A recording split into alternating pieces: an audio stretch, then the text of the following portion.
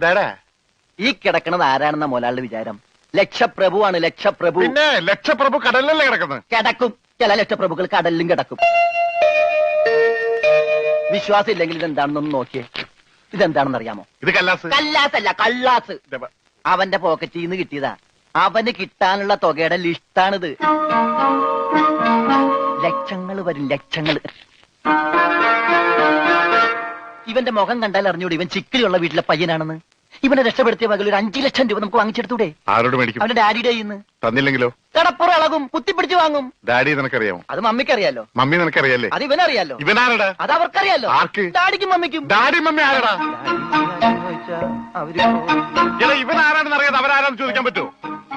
ഇവൻ ആരാന്നറിയാൻ ഒരു ഐഡിയ. ഇവന്റെ ഒരു ഫോട്ടോ എടുത്തിട്ട് ഇവനെ തന്നെ കാണിച്ചിട്ട് ഇതാരാന്ന് ചോദിച്ചാ പോരെ? അപ്പൊ അവൻ പറയില്ലേ?